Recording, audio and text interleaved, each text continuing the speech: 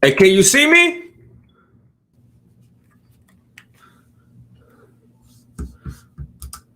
It always takes a moment.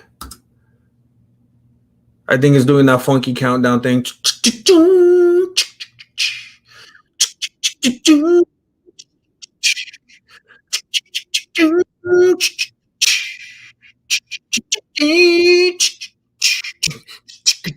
There you are. There you are. It shows you stuff that I think it doesn't show me on the back end, that weird countdown timer thing. I just want to say what's up, everybody. It's been a long time. I don't even remember. It probably hasn't been as long as I feel like it's been. I feel like at least a couple weeks ago I did a Mexican Fight Companion. I know those are a little bit different than doing these daily streams. You know, I have mixed emotions about doing the daily streams because of the results I get. To be quite frank with you, a lot. You know, I do them because it's a breeze. It's a breath of fresh air after sitting in front of the computer and editing and editing and editing and editing. It's like, you know what? It's nice to just be like, here I am, and we just talk. We just chop it up. Pretty easy. It's pretty fun. There's interaction. It feels good. But then the viewership sometimes goes down on the channel, and I'm just like, oh, maybe that's not a good idea. But then everybody says, where'd you go? Where's the streams at? Keep streaming. And then I'm like, why are you giving me mixed signals? Because I start streaming and people stop watching. But then when I stop streaming, people say, how come you're not streaming? So here I am right now. And I came up with the solution that I think is going to work. If it's up to me,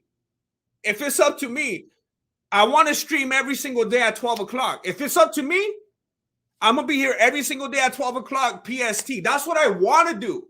But you got to let me know if that's what you want. I know some people are working and stuff like that, but I don't know. Go hide in the bathroom or something, put it in your pocket. I don't know.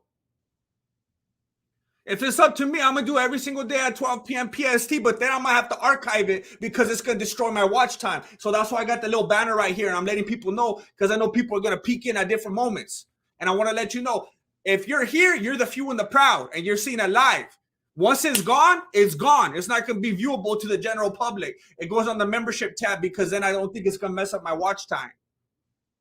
That's the only way I could get around destroying the watch time on the channel. So I'm happy to be here. I'm happy to see all of you right here. Wait a minute. How come I'm hearing about an echo? There shouldn't be an echo. Oh, I think it's because I had that on. That's annoying. That's annoying. I didn't know you were getting that internal audio from that right there. Let me know if the echo's gone. That's frustrating. Ordinary Pete, Florida Meth Gator, Joel, Ignacio, Nacho.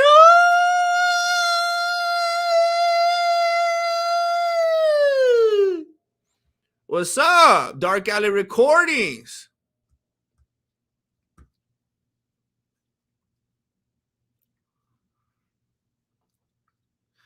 Sam Bosmans, I don't know if you're autistic or just British, but that's a weird thing to say. There's sometimes people roll up in the chat and they say stuff that's like, do you know that's really like not a thing you should say to somebody? Did anybody tell you that like when you were coming up or nah? All right. Sometimes I know people are trolling and trying to have a good time. I don't get it though. I don't get it. I don't know if you're rolling up on me like that dude to Poirier saying your wife's in the DMs. I don't know. I don't know if it's that kind of a comment. You're just busting chops. I don't know. I'm not trying to be all sensitive like Poirier. I'm just saying it's a weird thing to say to somebody. I'm just telling you. Am I not supposed to say anything? You come in hot and tell me something like that. I can't say something back. I don't know. I'm just asking questions. Kava Owens. Beep, beep, beep, beep, beep, beep.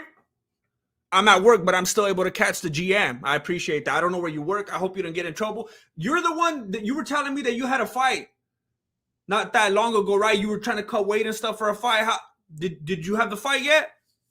That's got to be hard, trying to be a fighter and working a job. I know it's not easy.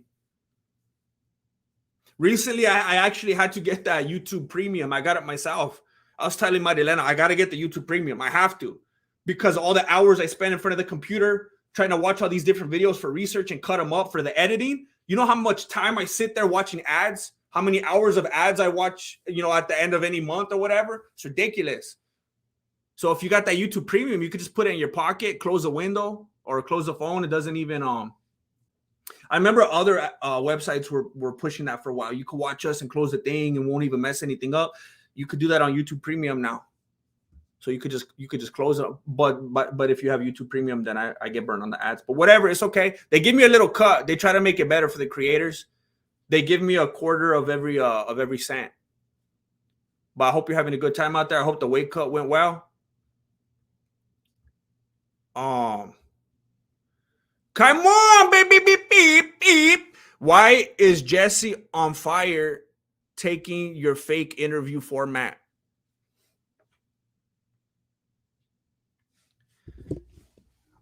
First of all, I've never done a fake interview in my life. I don't know what you're insinuating. I don't know. I didn't know anything about that. We see it. No, you boy, you just got to decide what you are going to do. Stop caring about us for real. The real one's going to be here no matter what. I appreciate that. I appreciate everything you're saying. I guess the only reason I let it affect me, here's why I let it affect me. Let's say I have a lemonade stand. And I'm like, you know what? This is my lemonade stand. And I really like to eat snails. So I'm going to drop 3-4 snails in every single cup of lemonade. And then fools are like, oh, we're not going to buy your lemonade anymore. And then I go broke. And then, see, at that point, then I realize, oh, you see, even though I like snails in my lemonade, this is the life I've chosen. I gotta cater to this, or they're going to buy no more lemonade. So in that sense, it's kind of like I have to completely give up my entire, like, everything that I would ever want to do and do what other people want, or else I ain't going to show up anymore. But, man, I got to tell you, it's next level. It's next level, because what you're saying is right. The real ones are going to be here no matter what. There's that core. There's that core that just changes everything, that makes everything different. And I just appreciate you at a much different level, because I know there's only some fools that are going to be here if I do certain things and say certain things and talk about certain things. And it's kind of dirty, fair weather viewers. And, I got to respect that, because there's certain channels. I have to be honest. There's certain channels where, I'll watch it. Like, Ariel Helwani's talking about some kind of drama in the MMA community, and I might look it up because I'm like, I wasn't paying attention. I've been out the loop. I want to see what he's crying about this week.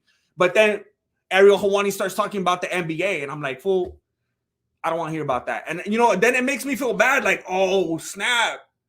That's how people feel when they do that to me. And then I'm over here like, hey, how come they're not showing up? And then I kind of get it on that level, So I feel like I'm being kind of hypocritical. But like I said, it just makes me appreciate you even more. And I respect that a lot, because I know there's a lot of other places you could be. But I need to look into that. I don't know what Jesse on Fire is doing. I tell you guys a lot.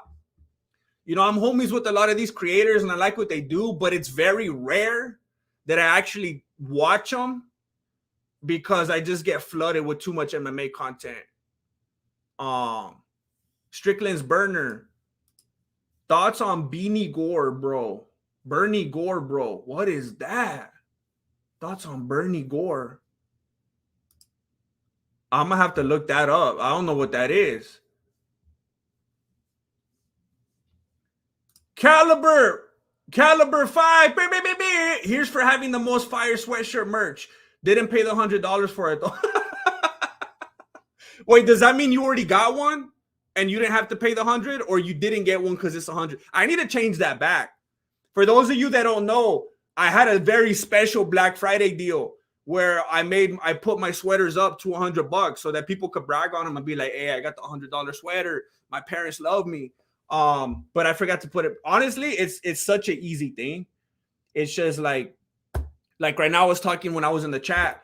I've been watching a bunch of old fights on the Fight Pass, because I'm trying to do a breakdown that I'm working on, and I'm trying to do my due diligence. I'm doing a whole bunch of research, and it's like I'm always writing or editing or recording or something. I just don't take the 2 minutes to go in and change the prices, but I need to do that. But I appreciate that Caliber 5. I need to get myself a new one. It's very comfortable. I like it a lot, but the day my things fell out in the dryer, my little stringies, I don't know. I kind of like that look, and then I could pull on it and stuff. It's kind of like it kind of got wanga over the years. I need a new one, and I can't afford the $100 sweater, so I need to change the price so I could buy one. Hava Owens. Beep beep beep. I'm a cook for old folks on the side. Oh, that's cool. Like one of those rest home kind of places. It's weird. I like those places. It's kind of like a real like calm atmosphere. It feels like everyone's your grandma or your grandpa, you know. But they actually like love you and they're not like emotionally unavailable. The weight cut went great. I went through a third war. What does that mean? 3-rounder? I went through a third war and lost on points to a wrestler ranked 6th in Vegas. Oh, wait a minute. Are you a wrestler? Oh, you're a wrestler now. I'm trying to tell by your. Was it a BJJ competition and this dude was also a wrestler, or was it an MMA fight and he's a wrestler, or were you in a wrestling match? I went through a third war and lost on points to a wrestler ranked 6th in Vegas. There's a whole bunch of different ways that this story could go, depending, like, was it an MMA match and the judges did you dirty on the score and this dude was just trying to grapple you all night? Or was it a BJJ match and he knew that wrestling? Or was it a straight wrestling match? I'm assuming it wasn't a straight wrestling match if you're pointing out that he was a wrestler. Hey, it's like Raging Bull, though. Like, you know, when he was like, you didn't put me down, Ray. You didn't put me down. Like, that fool just got on points. That's what I was saying earlier on my community tab. Forget the points. Forget the rounds. Let these fools go. Just let them go like UFC 1. Let's see who's for real. Let them go to the full extent. You know, I don't care if it ends up being a 3-round match. Let's see what's real.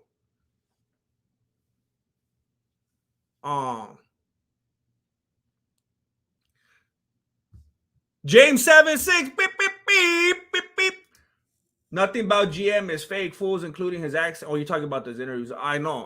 I've been doing this character stuff. I've been working on this character development. I don't know if you've been watching my YouTube stories. I've been messing around a little bit and trying out some different things because I'm trying to get into like theater and stuff like that, you know. So I gotta have some kind of a range. But no, that's why I like streaming, because I could just be myself and I don't have to keep up appearances or anything like that. I appreciate that, James. Come on, hey beep beep, hey beep. If you say snails supposed to be my lemonade, then I say, hey, you're quick with it. Let's escargot. My apologies, Hefe. We know you're only giving us the truth. Hey, that's a good one. You were quick with that one. No, come on. See, when you roll up in here talking about this kind of stuff, come on.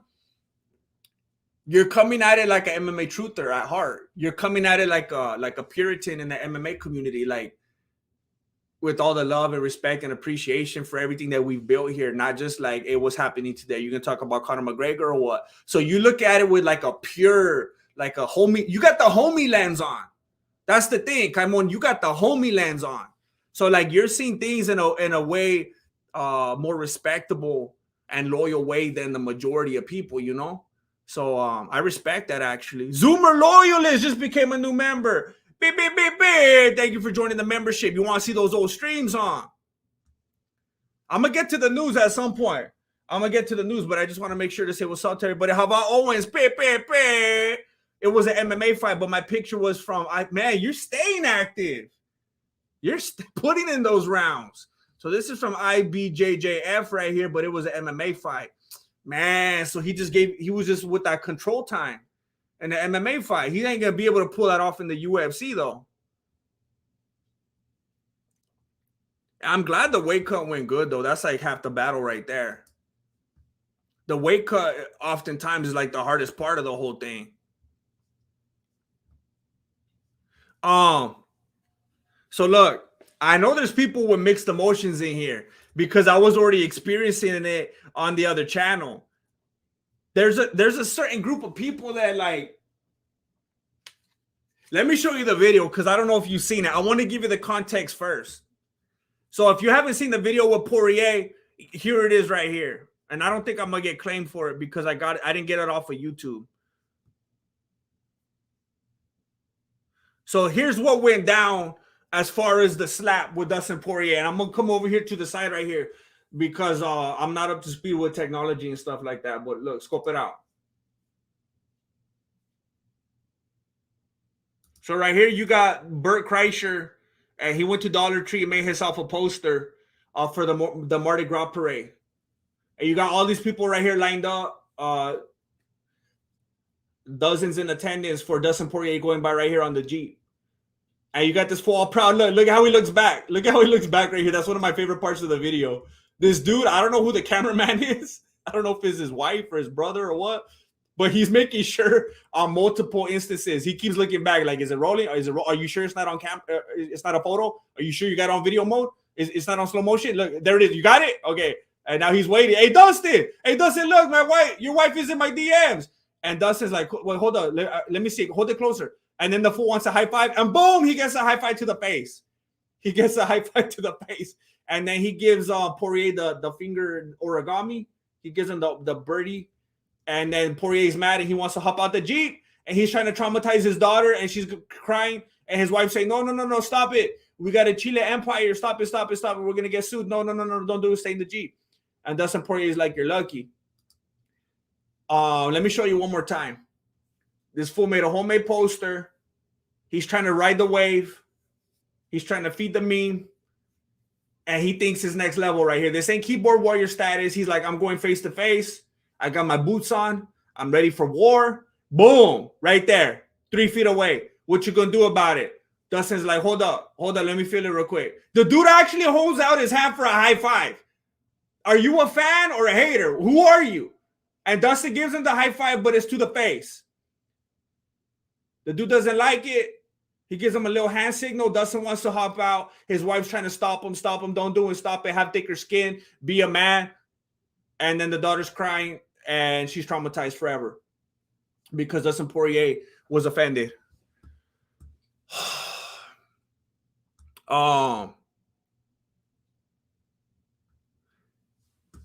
Hold up. Big Boo. How you doing, Jim? I hope all is well with you and yours. I'm doing all right, Big Boo. I'm doing all right. I don't know. Are you supposed to say you're not doing all right when you're not doing all right? It feels like you're just supposed to say, you know how like when you walk past someone and they're like, hey, how's it going? You're like, good. And then like, as soon as you walk past, you're like, wait a minute. No, it's not. But am I supposed to go back and tell him, hey, actually, I lied to you. I don't feel right about it. I won't be honest. It's not going good. Like, that's not what he wants. That's not what he's looking for. Like, you're just going to ruin his day, You're just going to be a bummer to his day. That being said, good. It's going good, Big Boo. Everything's cool. How's it going with you? I appreciate you being here. Look, there's some people that see that video right there, and they're like, that's good. That's good. That's what people get. They need to know that you can't be saying stuff to fighters, that you can't be just running your mouth and there's not going to be any repercussions. You can't just be staying here behind the screen acting up and then thinking that it's never going to come back around to you. It is a little bit different right here because it was in person. This fool went next level. But the bottom line is there's a lot of people saying that's what you get. You need to learn. People need to be treated old school. You can't do stuff like that. Everyone wants to talk papas and this and that. How does Mike Tyson say till you get punched in the face? There's that narrative, and I understand that. That kind of like people call it like a meathead type of narrative or whatever. I've been seeing it show up on the second channel already. I was asking people, do you think Dustin did the right thing? Should he have slapped him? People are saying definitely, absolutely. You got to stand up for your lady. You did. Well, is it standing up for your lady though? Is it standing up for your lady when you get sued? Is that really protecting your lady? When you can't afford to give her security anymore? When you don't have a roof over the head anymore? Is that really protecting your lady? Or are you protecting yourself? Were you protecting your tough guy image? Were you trying to save face? You got to think about it. Are you in that moment? Are you protecting yourself and your livelihood and your machismo or your ego? Or are you protecting your lady? Because his lady was telling him, stop it. What are you doing? And she's not one of those like world star, like, stop it. It wasn't like that. She's like, stop it, fool. Stop. We got a Chile empire. This fool's gonna sue us for everything we have. He's gonna rebrand it. She was being smart with it. She wasn't freaking out. She wasn't all emotional and out of her wit. She was like, fool, what are you doing? We're making money. And you're gonna give it all to this fool right here because he held up a Dollar Tree poster? That's not defending his lady. Big boo. Me neither, bro. I've seen better days too.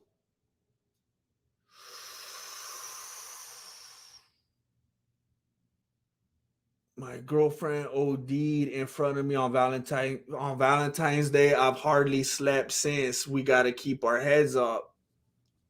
Oh, man.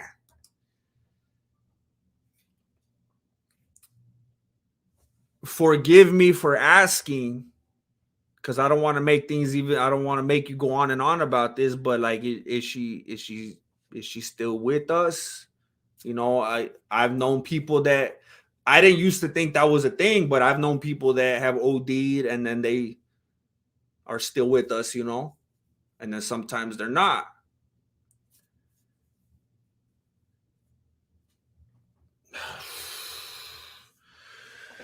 Man.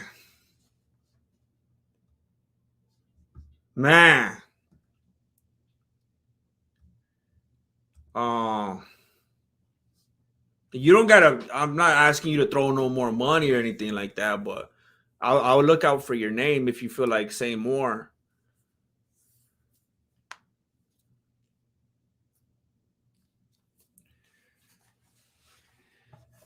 Look,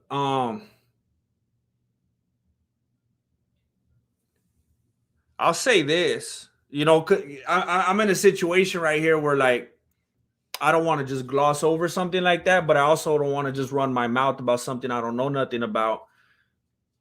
I think I've said something similar to this on this channel before. I've been transparent about this, and some people act like it's a good thing and they respect it, and other people act like it's soft or like, oh, you don't know anything. But I've never done any kind of drugs in my life. I never even had a sip of alcohol. Never have. And I always think I'm so thankful for that, because the type of personality that I have,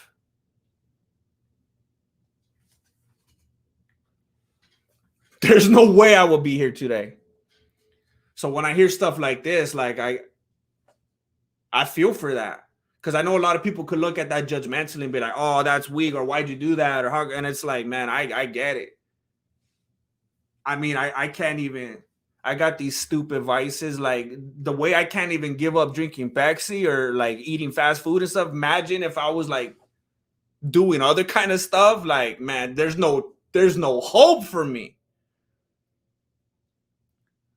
So like having the type of mindset and personality that I have and the ways that I feel about certain things and look at things and cope with things, it's like I can understand that. That's messed up. I had someone real close to me hooked on methamphetamines for a long time, and everyone was always judging that person. And I was like, hey, I don't like that you do it. It terrifies me. And I told him, look, I'm not trying to be funny or nothing. I said, I can't even stop drinking soda. I'm gonna be here judging you, Charlie. I'm here. It scares me. I want you to be safe, but I'm not gonna judge you. I can't even stop eating French fries. I'm gonna be out here judging you.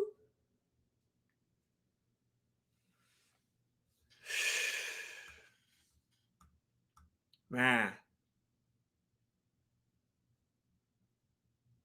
Oh, man. Oh. Yes, sir, she is. Thank you for asking. Sorry for making this a pity party, Jam. You help me every time you stream or upload. Oh, man. Oh, man. Wait, let me make sure I asked the question I think I asked. I think I said she's still with us. And he said, yes, sir, she is. Oh, my gosh. No. Don't ever worry about nothing like that. Hey, we're MMA truthers in here. We're MMA truthers, just keeping it real. This is the real kind of stuff, right? This is why I stream. This is why I stream. Look, uploading these videos that take me forever to edit, and I'm trying to get sponsors on, and I'm making these shorts to feed the algorithm. That's business. It's just business. It's business. I can't do a Connor accent. It's just business. The streams, that's like, hey, let's go low budget and just talk. Let's talk. Let's talk now. And that's what this is right here. Man. And see, stuff like this, like you can end up being like a big help to some people in here, because some of us in here, like me, and other people in here out here feeling sorry for us. I was like, man, hey, I was frustrated earlier in the kitchen because Marilena forgot to buy bacon. I was over here feeling sorry for myself. I'm telling you the dumbest things. We come into our day like, man, the whole world's against me. Marilena's buying wheat bread again. What's that on? And then you come up with something like this. We're like, dude. Helps people put things into perspective. You know, that's heavy stuff right there.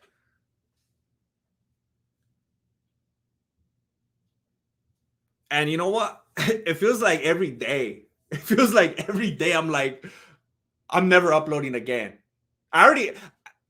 So I got hired. I have a job now. I have 2 jobs now. I have 2 jobs and I'm still doing this. And every day I'm like, I'm done. It's never done any good for me. YouTube hates me. I'm done. And I still keep coming back. I'm on that Stockholm syndrome. I still keep coming back. And then I see you say something like this. You help me every time you stream or upload. And I'm like, I can't stop. I can't stop now. I won't stop. Can't stop, won't stop. Thank you, Big Boo.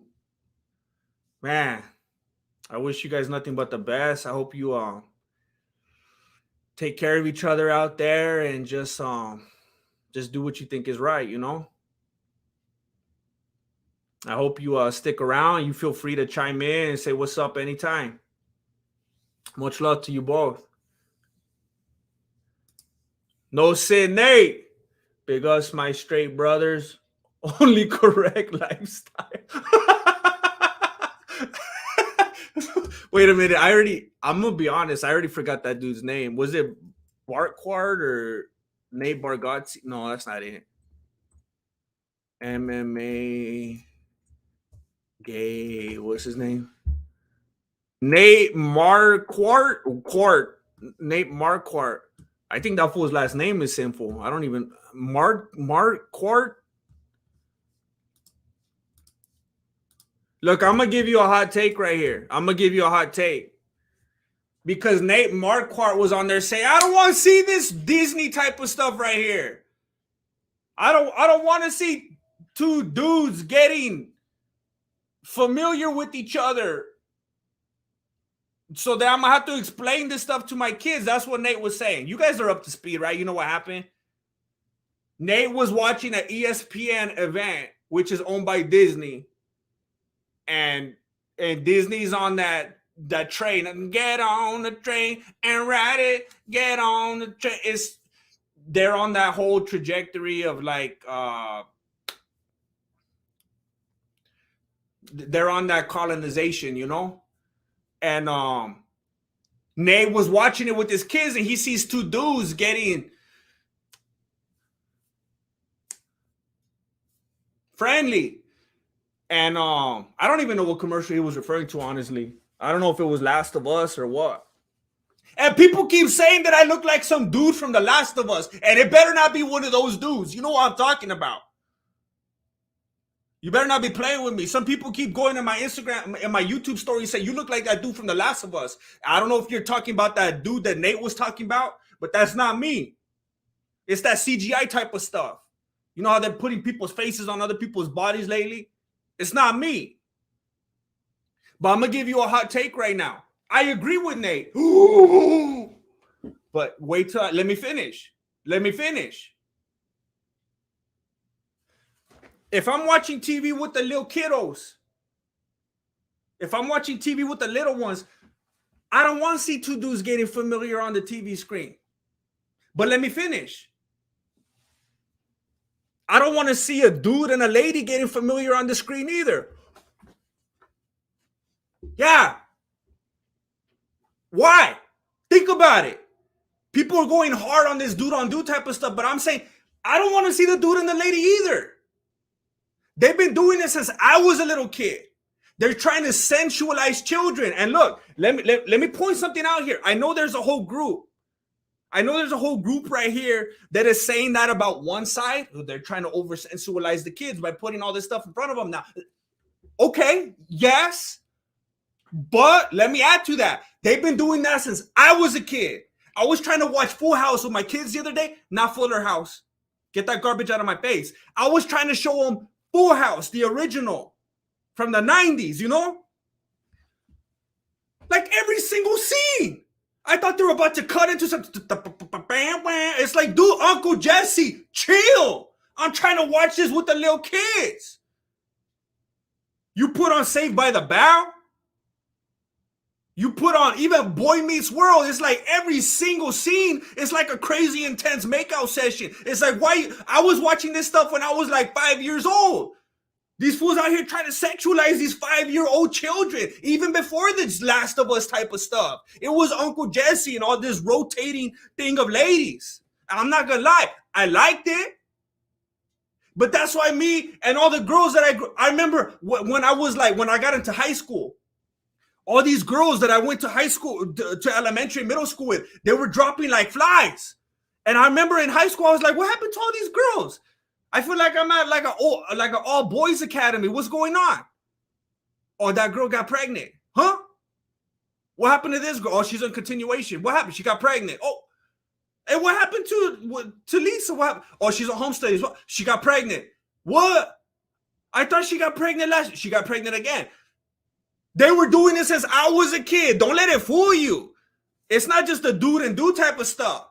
I don't want to watch that either, but I don't want to watch the dude and the lady either. Every time that comes on, I'm like, hey, just cover. You're not ready for that yet. You're not ready for that yet. It makes the little kids watch it, and it makes them start to think, well, I need to be like that. I need to start doing that. I need to be kissing some ladies now. And you could be having babies when you're 15 years old. It's like, I see what you're saying, Nate. I get it. But I don't want to be watching the hetero love either. There's a time and a place for that. And it's not in front of the little kids. I remember my homies when we were like in second grade, they were hiding behind the trees trying to kiss, trying to play Uncle Jesse. It's not good for anybody. So that's my hot take right there. He said, I don't want to see these two dudes. I don't want to see them either. And I don't want to see one dude and one lady like that either. I don't want to see this hot, steamy, kissy session in front of the little kids. It doesn't belong there. It's not time yet. Let them be kids. That's why I grew up like Woody Allen. I didn't have a latency period. Have you seen Annie Hall? I did. I was born without a latency period because I was born right into Saved by the Bell. Tiffany Amber Thiessen? Are you kidding me? I didn't have a shot. There was no hope for me. Imagine coming out the gate. Tiffany Amber Thiessen, over. Done. Donzo.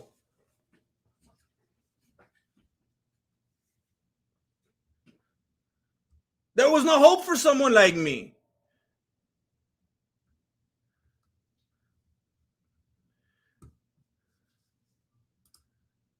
Typical skeptic podcast, UFO paranormal PSI. Broke up with my girl. You have helped me get by. It's never easy. It's never easy. And I know a lot of people, they like to hand out the judgment. You know, oh, you're the one that broke up. Well, sometimes that's even harder. At least when you get broken up with, you're like, man, and you get to make up all these like, well, it's because she's this and because she did that, and if only she knew, and it's her loss, and she didn't understand this, and she didn't get. But when you're the one that does it, it's like, man, you take on all that responsibility, and you're the one that has to kind of, well, here's why, and like you don't get to be the victim, you know. It's harder. It's often harder when you're in the position that you're in. That's tough. You have to be the one that did that. That's a lot. That's heavy right there. I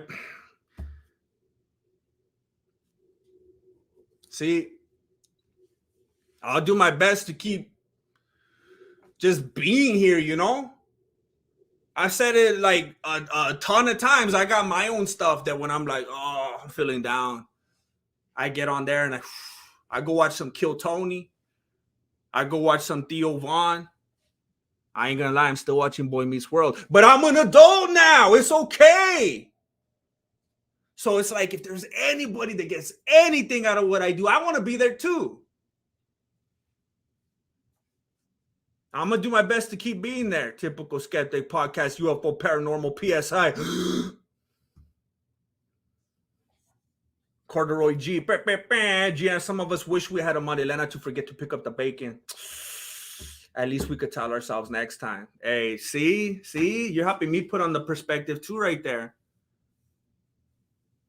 You're having me look at the bacon thing. I was gonna be willing to let it slide, you know. But when I found out that she bought, and it's not that she bought wheat bread, it's not that she got the wheat bread instead of the white bread. The white is right bread. It's that she got the wheat bread again. She didn't just get the wheat bread; she got the wheat bread again. That was the problem. And I'm over here in the kitchen because, you know, I'm an emotional eater. And I'm over there watching all these things on Fight Pass, doing some research for a video. And I'm hungry and I'm needing the carbohydration. And so I'm trying to make a sandwich, you know. I'm looking for the bread and I find wheat bread. And I'm feeling instantly irreconcilable differences, you know. I'm feeling frustrated. And then I see something like this and I'm like, I got to cut it out. You're making a lot of sense. You're making a lot of sense.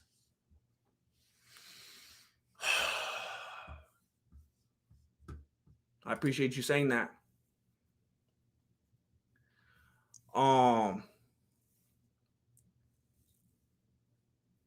Pedro Pascal, that's the name I keep seeing. BP over here. People keep saying that. I heard that he's up to some shenanigans in that show. That Last of Us show. He's like, hey, this is the Last of Us, so we got to take what we could get, homie. There's no one else around. Is that the plot? I haven't watched the show. Is that the plot? Is that why those dudes are getting down there like, it's the Last of Us, there's no more options, fool? So is this or nothing? Is that what's going on? I'm gonna have to I was gonna say I'm gonna have to watch it, but probably not. I'll get the Cliff's notes. I just want to make sure I didn't miss anybody. No Sydney, Adam and Eve, Na Fresita, and Joto,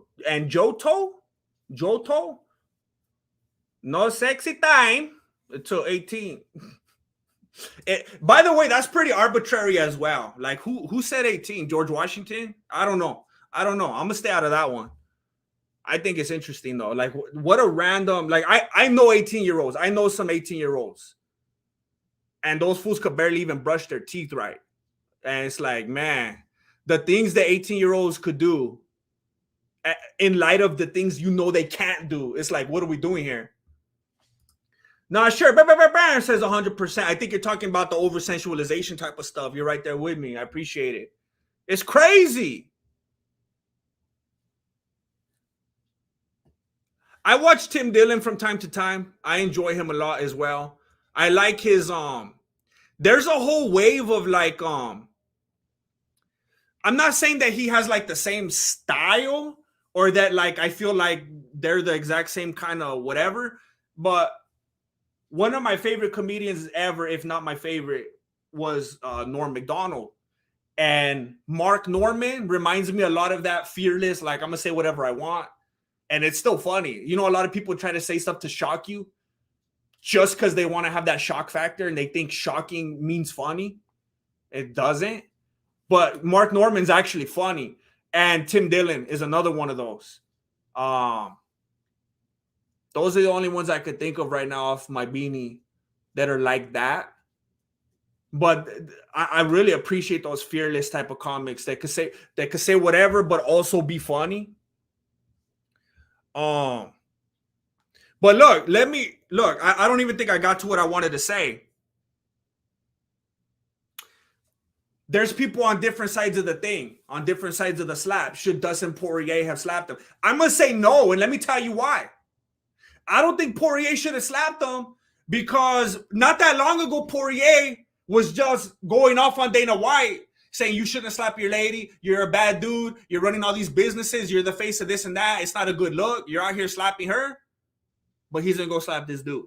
And I know what you're thinking. Well, she's a lady. Whoa. How dare you? That's sexist. She's a strong woman who could probably beat up any man if she wanted to. I think we're supposed to say stuff like that now. So which is it? Because the dude that Dustin Poirier slapped is not a professional MMA fighter like Poirier. So that dude's probably a lot weaker too, right? I mean, it's the same concept. Why do we not slap women? And if you already watched Below the Beanie, forgive me, because I already made a video about this on my other channel. But I got the same stuff to say right here. Why do we not slap women? And it's not because that's what people say on Twitter, or it's not because of what your coworkers told you. If we're going to go back to the origins, it's because women were originally known, before it was offensive to say so, as the weaker vessel. And that's not necessarily a bad thing. Physically, they were the weaker vessel, but they're better at being nurturing and stuff like that. You know, that's no diss to the man. They each have their respective responsibilities. They fit together like a puzzle piece. They complement each other. It's all good. It's a union. You know, it's supposed to be like that. You're good at that. I'm good at this. We come together. We're good as one. Beautiful. Okay, fine. You don't hit the lady because she's the weaker vessel. That's messed up. It's not fair. Well, if we're looking at Dustin Poirier and this Bert Kreischer looking dude that rolls up with this Dollar Tree sign, isn't he the weaker vessel? I mean, I know he looked tough with the beard and the boots and stuff like that, but he's probably the weaker vessel compared to Dustin Poirier, right? So why is Dustin Poirier allowed to hit this dude that was not a threat whatsoever? I think ultimately it makes Dustin Poirier look weak when just any dude could roll up with a sign and you have to physically assault him. Even his wife was telling him stop. His daughter looked traumatized. She's looking around, breaking her neck like, oh no, is my dad going to die? No, your dad's not going to die. He's going to kill this other dude because he's a professional MMA fighter who thinks that he needs to physically assault this dude just because he holds up a poster. Hey, Poirier, if you think you need to go out of your way and hop off the Jeep to assault every single dude that wants to say something stupid to you, you better be pushing a lot of those chiles. You're going to have fools coming out the woodwork when they see this video. I'm already ready to go to Mardi Gras and find you so I can hold up a poster and get some of that Chile money. You're proving to everybody how easy it is to get under your skin. Now, if someone rolls up and they're actually posing a threat, a physical threat, you think they're actually threatening to your daughter, to your wife, to whoever, you think self-defense is actually necessary. That's a whole different story. But if you get some fool of, hey, look at this, Dustin, and you got to smack him across the face, you got some insecurity issues, homie. You're a celebrity. People can see you at the store and they're going to be talking papas to you. You got to be able to deal with that. That's the agreement that you go into when you become a celebrity. I put videos out. I do streams. I put posts up. People say stupid stuff. That's the agreement. That's the agreement. I gave the illustration on my other channel. It's like when you're on theater and you're on the stage, and you're doing your thing, you're singing, and fools throw tomatoes at you. That's the social agreement. You stand on stage and make a fool out of yourself and make a display and do your thing, and they laugh and they jeer and they taunt and they mock and they scoff and they leave stupid comments and they make fun of you. That's the agreement. They get to throw tomatoes. You go home and you count your money. That's how it is. That's the life you've chosen. I know you're not like an actor or anything like that, But even as a fighter, you're a celebrity. You're on the world stage. You got to put up with all these normies telling you whatever they want. That's all they got. That's all they got. After the 9 to 5, they don't get to go home and count that paper like you do. They don't got that chili, that money like you do from the entrepreneurial type of stuff. So they take what they could get. They talk trash, and you got to put up with it. I don't know how anybody watches a video like this and thinks that it's completely okay for him to hit some dude because he offended him. That's not standing up for your lady. That's hurting your lady and your livelihood and your security and your finances. That's hurting her. That's why she was telling him, stop it, you idiot. Stop it.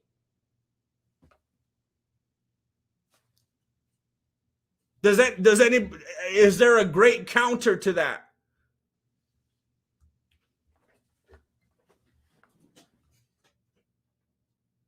It's just like when you get road rage and you hop out the car and you think you're doing something. You think you're taking a stand for your family, yet everyone in the car is screaming, please get back in the car. You're not doing nothing but for yourself. You're out here trying to be like Walter White. Everything I did it for my family. They're all begging you to stop. What are you talking about?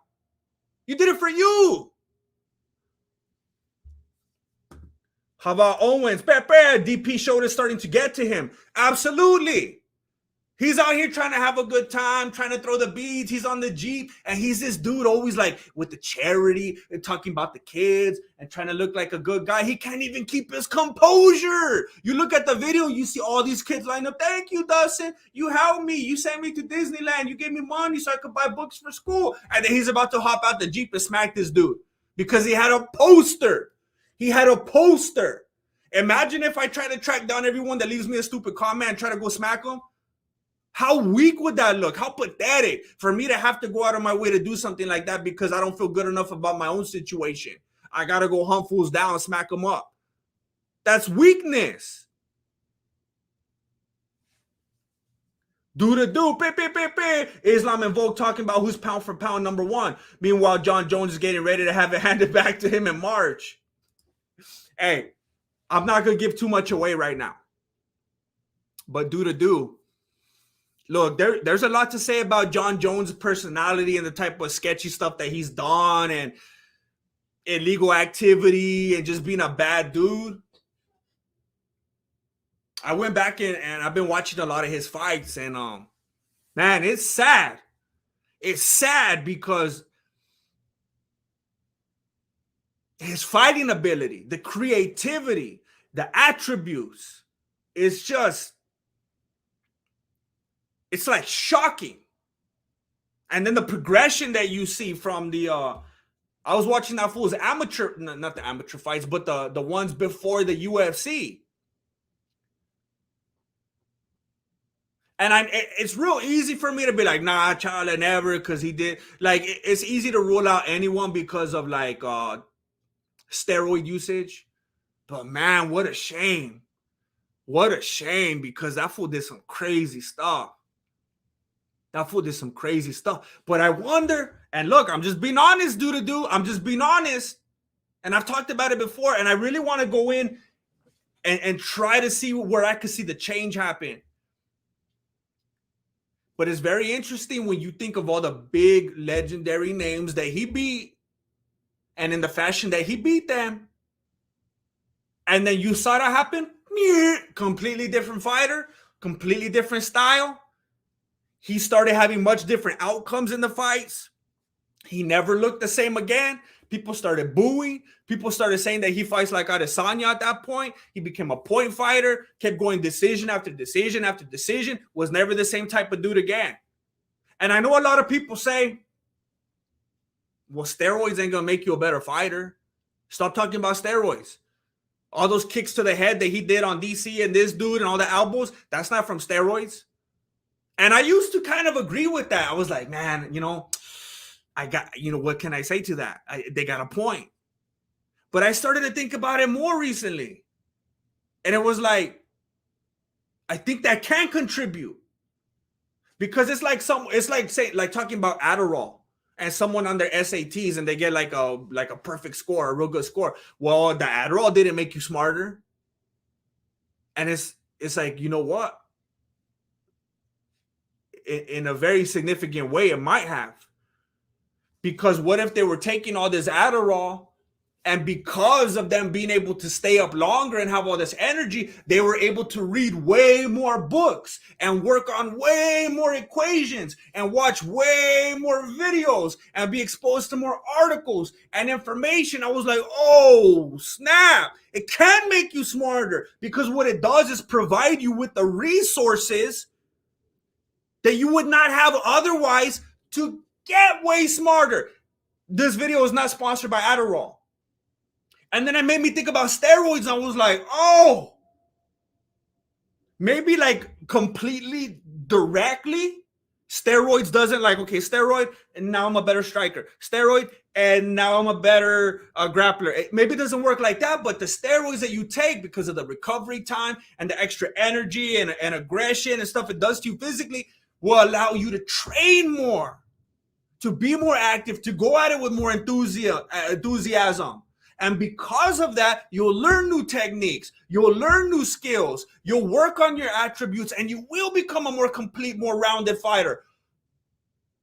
And I started to think, Jon Jones is more of a cheater than I ever realized. And I start to think, if we're talking about pound for pound, and again, I know people don't like it. I don't care about weight sizes, weight classes, and size and stuff like that. You give me Jon Jones and Khabib at the Mardi Gras parade, I'm gonna take Khabib all day. I don't care if it's a street fight. If it's a UFC fight, yeah, Jon Jones. I don't care, whatever, because that's not a real fight. It's a sport. You put Jon Jones and Khabib at the Mardi Gras parade, Donzo. Where's my papaka? But pound for pound, where we consider these dudes are supposed to be the same size and everything, I think Volkanovski takes Jon Jones. Now, if you're going to tell me I'm wrong, tell me why. Give me a good reason. If you're going to tell me I'm wrong, tell me. Just give me a reason. Just a little bit's enough. It is. Lena G, it is. It's supposed to. When you take martial arts and you obtain an awareness of what you're capable of and what you could do with your body and how much of a threat you are to the people around you, it's supposed to make you go, like I was talking about earlier, like with the toddler. When you study martial arts and you learn how to conduct your body in certain types of ways, and you see some dude acting dumb, it's supposed to allow you to be like, if something goes sideways, I could protect myself and the people around me. But I don't need to go make a spectacle here and prove myself and look like a big, tough, hard dude, because this fool has some problems. What he needs is help. He doesn't need my elbow in his face. He needs help. He needs resources. He needs someone to look out for him and point him in the right direction. He doesn't need me to question mark kick him in the dome. But some fools are quick to do that because they want to build themselves up. They want to make a highlight reel. Studying in the martial arts is supposed to make you be like, I don't need to do that. I know what I could do. Therefore, I don't need to prove it anymore. It's a weird cycle.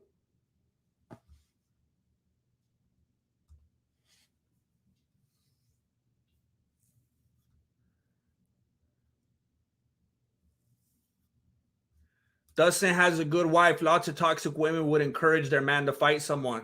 Absolutely. Ever heard of World Star? Absolutely. I will also say this. Jon Jones absolutely lives up to the hype of being like the dirtiest fighter ever. That fool, not even counting the finger poking, the knees to the groin, the strikes after the bow, strikes after dudes are clearly unconscious.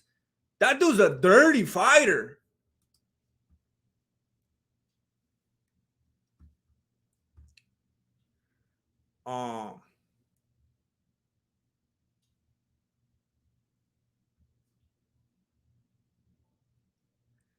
Diggity Dan, bah, bah, bah, bah. Jones and Serial gonna be trading fouls all night. Eye pokes versus strikes to the back of the head. Hey, for reals. For reals. And I remember I watched the interview with Rampage Jackson, and he was talking about, oh, you guys always want to be bragging about those John Jones spinning elbows. Most of the time they were landing to the back of the head. And when you go watch it on replay, it was like, oh, he was right. A bunch of them are sloppy and they're hitting fools in the back of the head. And Gain loves to do that as well. And he doesn't even hide it. He does it in a lot more of like a real basic, obvious kind of way. He's not even ashamed of it.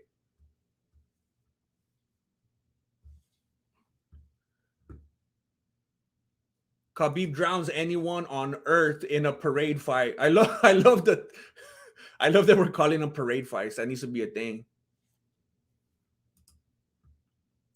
Khabib lost 1 round in 29 fights, never bleed or cut. No one could do that. He shouldn't even lost that round.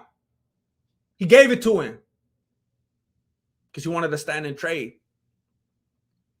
Khabib win street fight. That's what. Oh, I don't know if you're agreeing with me or you thought I was implying otherwise. I'm saying absolutely. Done, because Khabib gets it. Volk is the king. Pound for pound. Makhachev needs to stop crying. Makhachev been saying the same thing since the fight ended.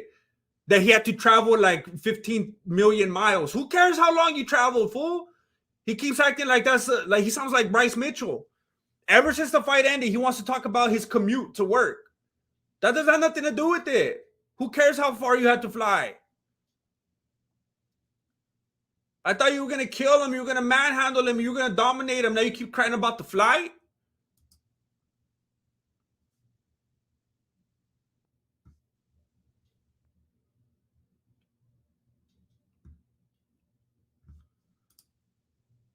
Yeah, Volk would kill that dude. Volk would kill that dude. There's something about when you're a big dude like Volkanovski at his peak when he was playing rugby, he was like 345. And that strength doesn't leave you. You could burn that weight off, but there's something. Once you got that strength in your body, it's like you're able to channel it, you know? He's got that 345 strength. Jones hasn't even been to that weight. And Jones is lanky. Volk had that stocky kind of strength. That low center of gravity type of strength. That's a different strength right there.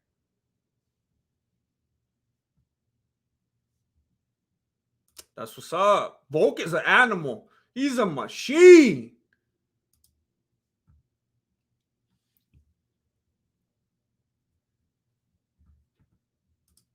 All of a sudden,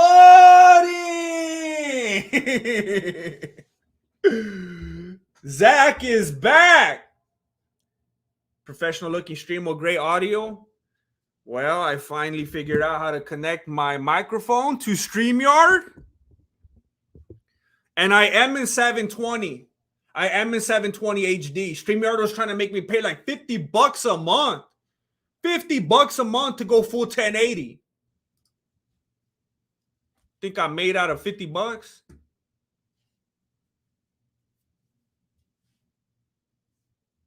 You know what? And look, I don't know if there's like any psychoanalysts or anything in the chat. Let me know if there is. And I might be way off here. Maybe I'm mixing up things. I don't know. So I've been watching every single John Jones fight. And I've been seeing the way that he interacts with his corner, with interviewers, with referees, just the way he exchanges with people. And then I saw the things that he would do in the ring. The way that he would keep hitting people after they were clearly knocked out. The way he would hit people after the bout, after the ref was trying to separate them.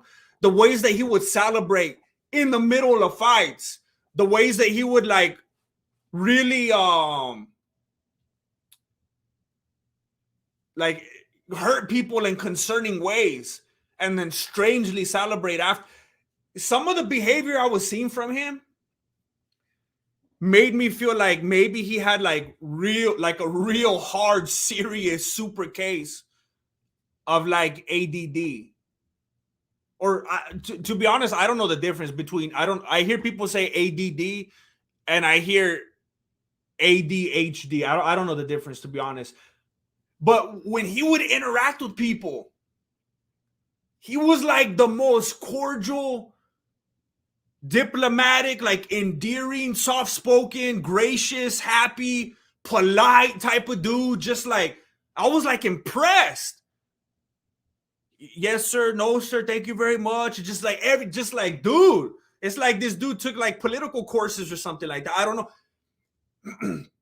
But then it was like at the same time, it was like he struggled with because at least in my experience, it seems like people with like severe cases of ADD, they always mean well, and they could be like super polite and want to do the right thing, but when they're in a certain situation, they seem to have impulse control. And he just seemed like this dude that was like always super nice and gracious and kind and polite and friendly and all smiles, but simply struggled with impulse control, hitting at the wrong time, celebrating at the wrong time, hitting pregnant ladies with vehicles at the wrong time, driving away and trying to evade police at the wrong time, alterations with his wife at the wrong time, getting all pedo and getting violent and aggressive at the wrong time. And it just seemed, I'm not trying to give him any excuses because I've never been a John Jones fan. I never championed that dude. I've never been on his side. But I just started to see things in him that's like, oh, dude, I know people like that. The most kind-hearted people, the most polite people, the people I look at them and they're like, man, they're like the sweetest people I know, but they do some stupid stuff. And it chalks up to impulse control. And it's like, you could factor that in with steroids. You could factor that in with hitting people. You could factor that in with illegal activity. I wonder if this fool just has like the most severe case of impulse control problems. Is there anybody that could kind of speak to that? Anybody that knows what they're talking about? Anybody that works in that field? That's what it seems like to me.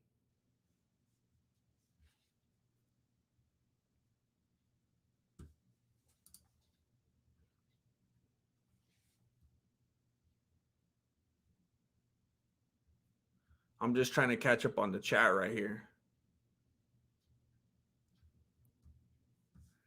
Something that I also noticed about him, he had this behavior like this tit for tat kind of behavior. Like one of the things I noticed early on watching his fights all the way through, it was almost like a weird tick. Anytime someone would knee him to the stomach, he would do it back. It's weird. And maybe you'll be like, well, that's common in fighting. Of course, that's what you do. But it was a weird thing. It was like knee. And then again, they grapple and then knee. Like it was almost like he couldn't help it. Like, how dare you do that to me? I'm going to do it right back. It's a weird little aside kind of a thing, but I couldn't help but notice it and make note of it. Like this guy can't get kneed without returning it. And sometimes that's not even the smartest thing to do because this can become too predictable. But it was like he couldn't help himself.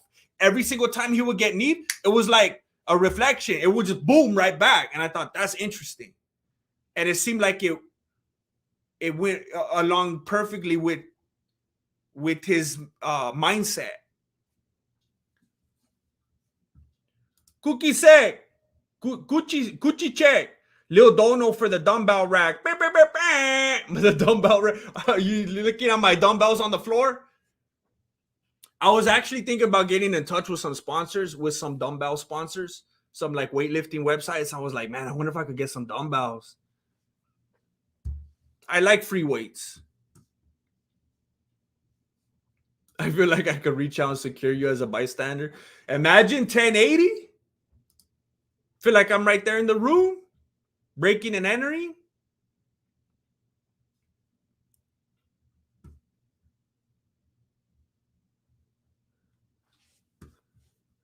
Oh, wait, let me see if I get any psychiatrists in here. Jones is a psychopath. He knows how to turn it on and off. See, maybe I'm trying to give him the benefit of the doubt. Maybe I'm being too kind with the ADD thing because that's like Ted Bundy, you know? Remember the pictures of him like washing dishes and stuff? He's the nice guy. He's there all smiles with that lady, but he knows how to turn it on and off. Schizophrenia. It seems like there's so many different types of mental disorders. It's scary. It seems like there's several different types of mental disorders where you could seem like one person and then be an entirely different person in another instance. It's not like there's just one.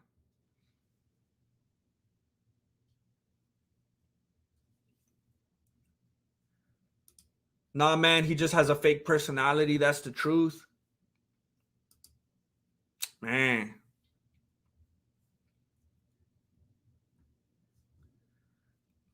He's got a lot of signs of psychopathology. Sounds like Rampage. Was Rampage like that? I need to watch all his fights too.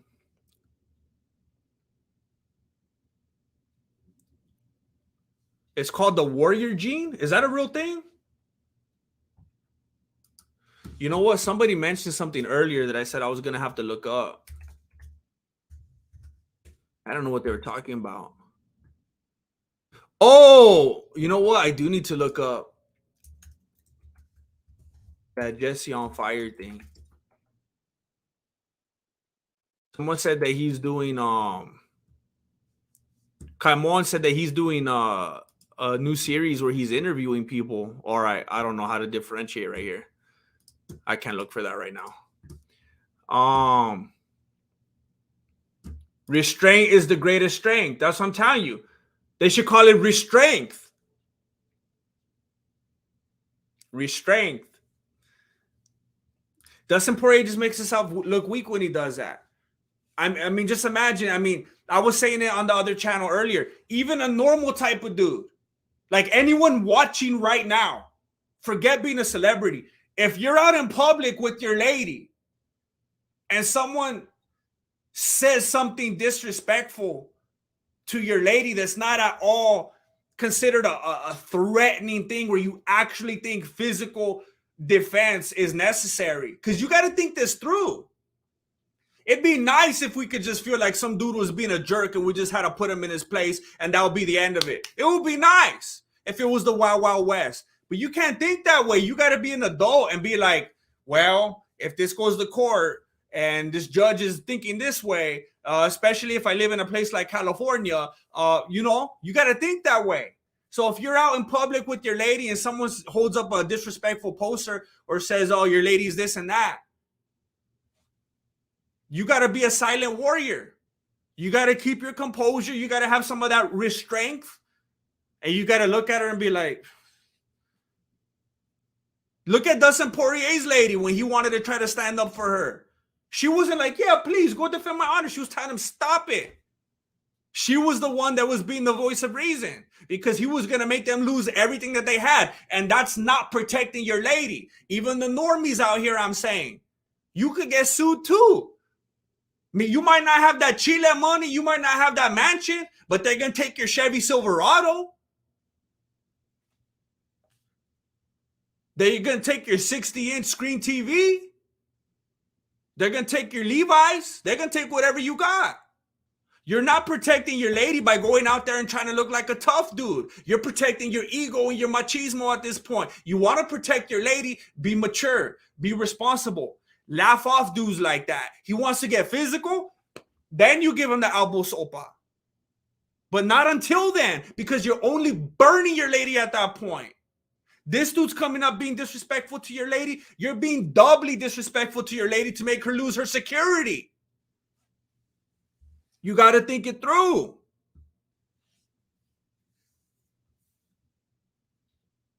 Man, now I want some elbow sopa. That's another thing I was thinking about irreconcilable differences. Marilena didn't pick up any cans of tomato sauce the last time she went to Walmart. I don't have any tomato sauce. I can't make elbow sopa with no tomato sauce. Lim Ha, what's up? Thank you for being here. Wait, what was that? Abu Guru? Abu Guru has ADHD in HD? What did he say? Does MMA Guru have ADHD HD? I don't know. Did he say he does?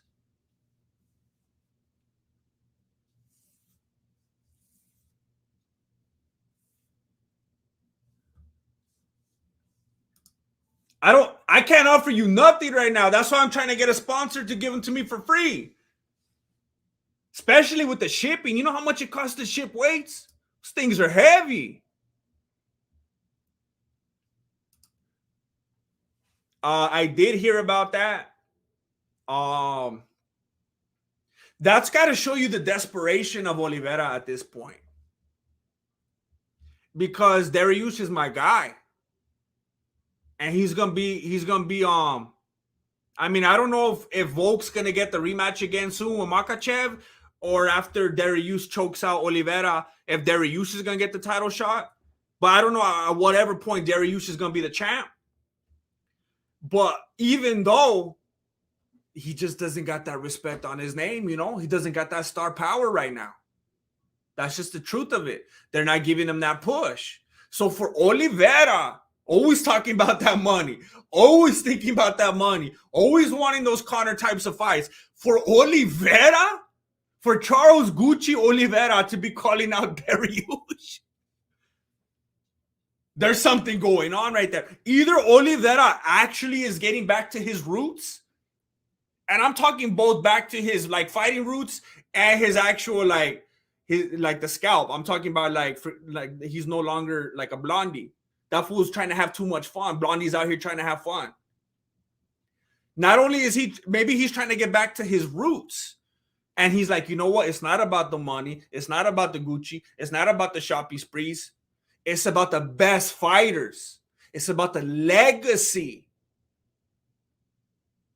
And that's where Dariush comes in, the best fighter. The legacy fights with the best attributes and the best skills. Either Oliveira is getting to that good mindset, or he's just desperate because he knows he's not going to get nothing of a bigger name. I'm not going to say he's not going to get better caliber because it doesn't get better than Dariush. But if we're talking about bigger name because of what the machine has made into a name, it's not going to happen right now. Not after you tap out. I could have forgiven it if you would have fallen asleep. We all do it. It happens to the best of us. I fell asleep last night. But not all of us tap, homie. Every single person watching this stream right now, we all go to sleep, but we don't all tap. You tap, fool. You're not going to get any big fights out of that.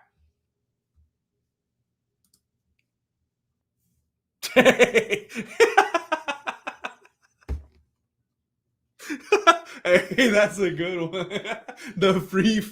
I want the free weights. You trying to tell me those free weights ain't free? Hey, I'm gonna write that down. That's funny. That's funny, Zach. I gotta give you royalties.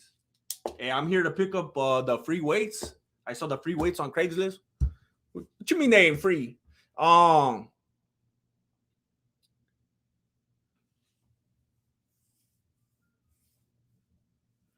Dariush is too nice a guy to be marketable. Love him and agree he'll be champ. Yeah, he doesn't want to play that game. He doesn't want to go full Kobe Covington.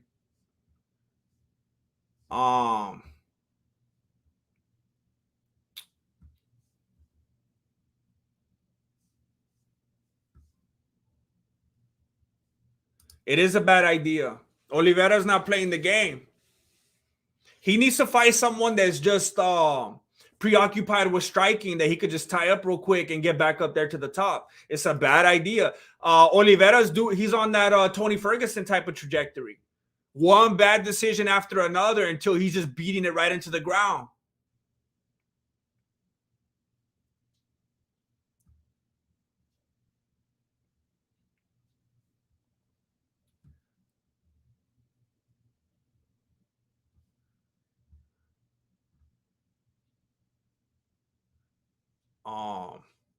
Kim North, have you noticed Dana White privilege doesn't like Islam Makhachev? What's up with that? It is very, very strange. The type of treatment slash mistreatment that we've kind of seen from Dana White, the indifference that we've seen from Dana White regarding Makhachev because of how much Dana loved Khabib. The first thing that my beanie goes to, honestly, It's like that. You remind me of a Dagestani that I once knew. I see his papaka whenever I look, and you wouldn't believe all of the things Kabi put me through. This is why I just can't promote you. You remind me of Khabib. You know what I'm talking about? That's the only thing that I could think of. It's very weird. And look, I'm guilty of it. I remember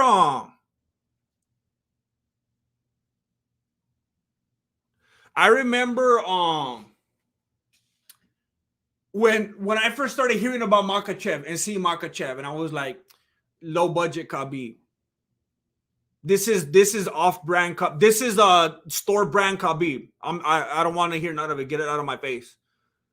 It's Khabib or nothing. Makachev is like watching Fuller House. Chale, I'll go on Fight Pass and watch the reruns. That's how I was looking at it. And then it's like, okay, I'll try. Let me try to just look at him independent of the whole Khabib legacy. Just look at him for what he is. Let me try. And then I watch him versus Bobby Green. And I'm like, okay, early stoppage. Bobby Green could have done much more after the fact if there wasn't early stoppage. I don't know if Makachev should have really got to. Oh, and this could be a title too. From not only are we talking Bobby Green, but it's also an early stoppage. Okay, very interesting. So that wasn't a good look. But then I keep watching. I'm like, okay, I can't stand Dan Hooker. Okay, I kind of like this. But I think I got those two out of order, by the way. I'm not sure. But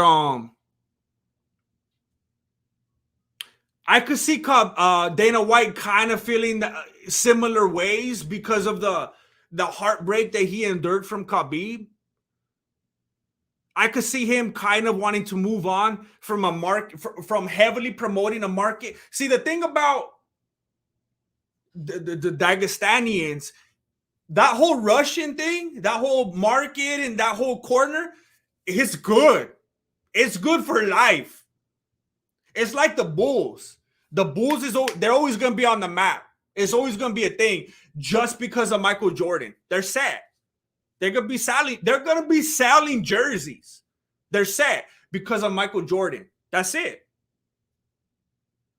Dagestan, Russia, they're set because of Khabib. They don't need another Khabib. And Dana White knows that. He doesn't need to care specifically about each individual fighters. He cares about the market.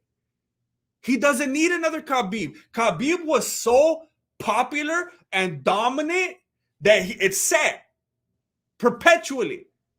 It's good. Russia's always going to have that crowd because of what Khabib has done and what he carved out. You don't need to have another one. He's going to try to move on to someone else now. He needs to find like a Filipino champion now. He needs to get like a Scandinavian, are Scandinavians from Russia? That's like the same place, huh? He needs to get like a Swedish. Are there Swedish champions? Is Israel Adesanya Swedish? He came from like Sweden or something. He was born in Africa, but he trains out of Sweden or something. I don't know. What's the place that they don't have a champ from yet? Angola. Is there an Angolish champion? He's trying to hit different markets. That's the only thing I could think of. He's like, I'm a businessman. I got to move on from market to market. Why am I going to keep pushing a dude from this one market that I've already conquered? We're set. Chef X Hyrule. Any predictions on the Gain versus Jones main card? Look, I'm going to have to do you dirty right now, okay? I apologize. I haven't done one of these in a long time. I haven't done one of these in a very long time.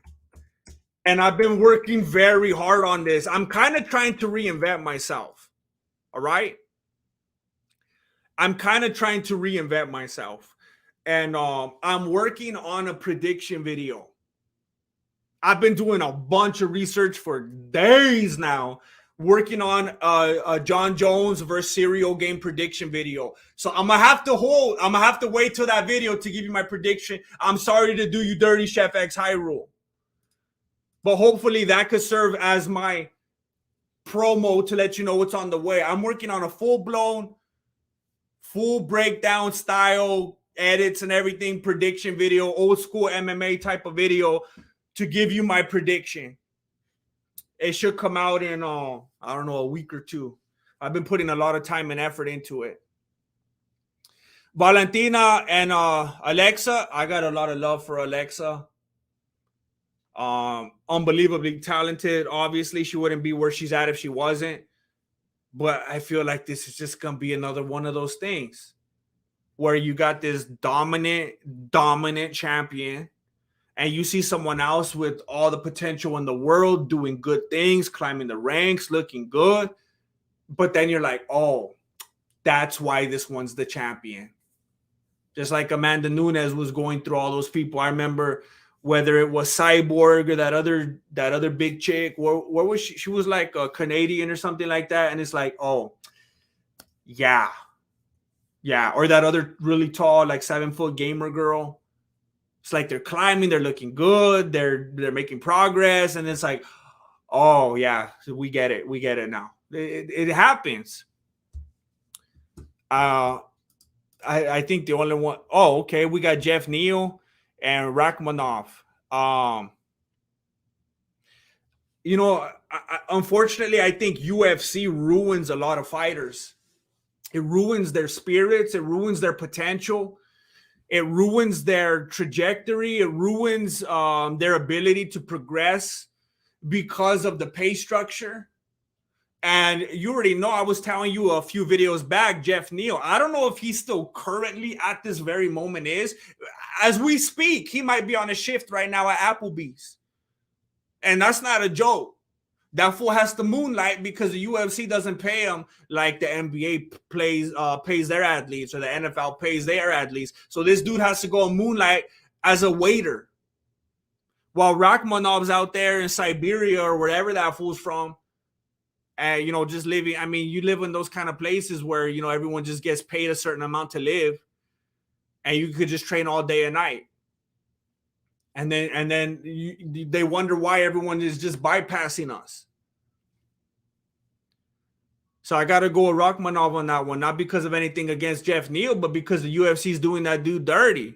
Bo Nickel and Jamie Pickett, I mean, let's stop playing.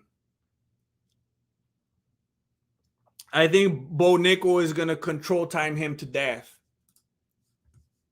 I'm not going to go and call him the Great White Hope like Brendan Schaub, but I think that he's going to control time him to death. And we all know that control time doesn't necessarily matter anymore. But if you control time to death, then it kind of does.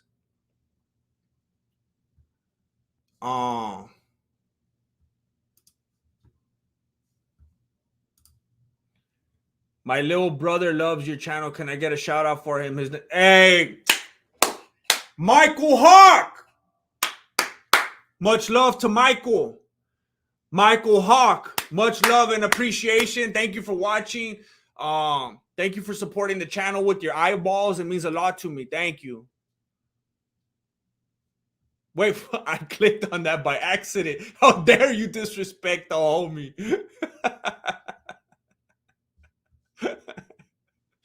Oh, that's a funny nickname, Al Tapo.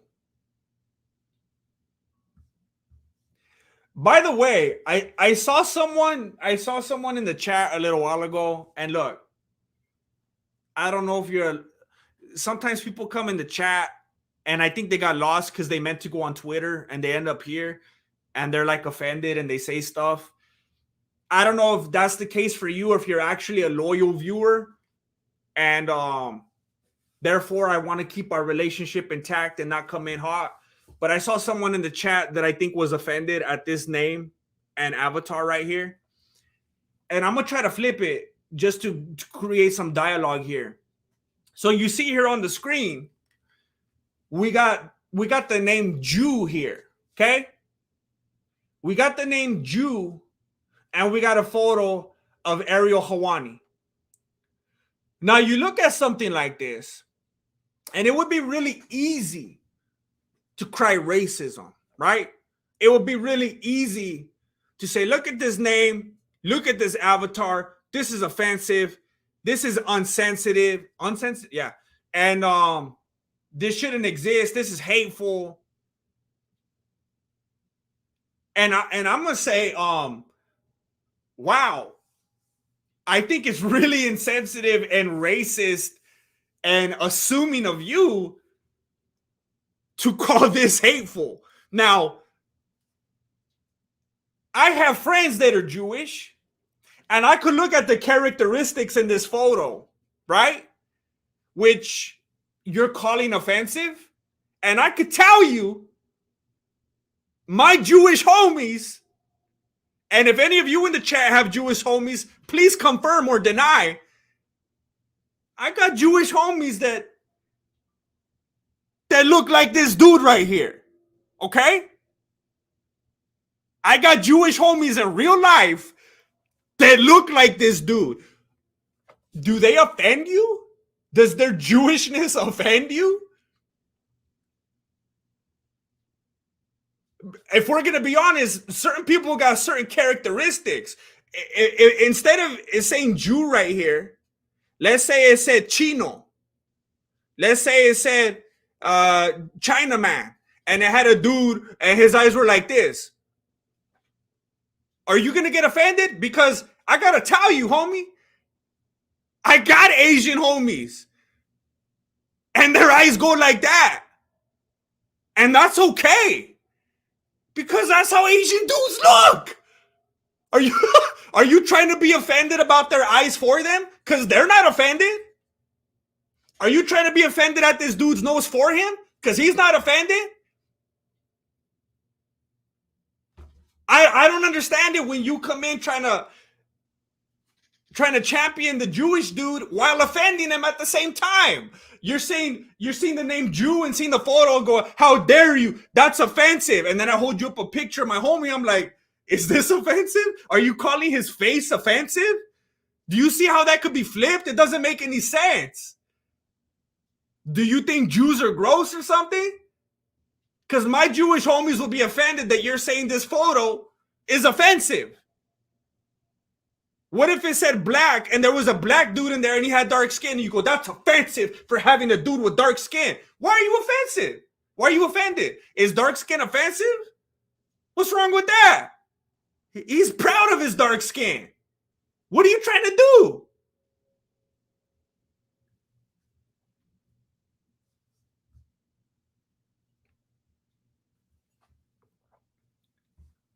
Well, yeah. I mean, it doesn't mean I talk to them.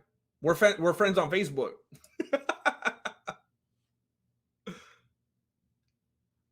It doesn't make any sense, man. It's ridiculous.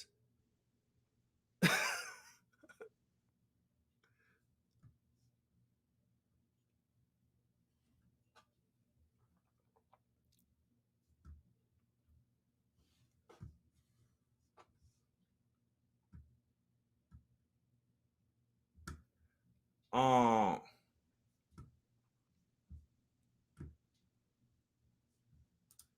I find it offensive that you find it offensive for finding it offensive. Did he actually say that?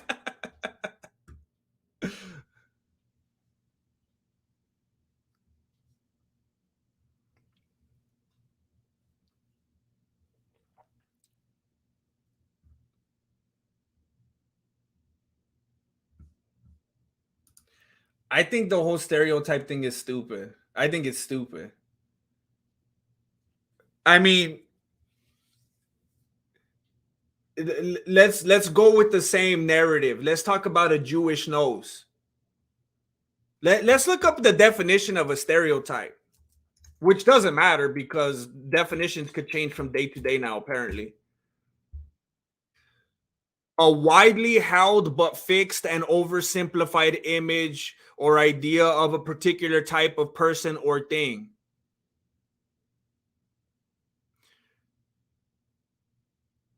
A widely held but fixed oversimplified image. Okay, well, that didn't really help at all. Very vague here. So let's take the nose, a Jewish nose. and the shape of it.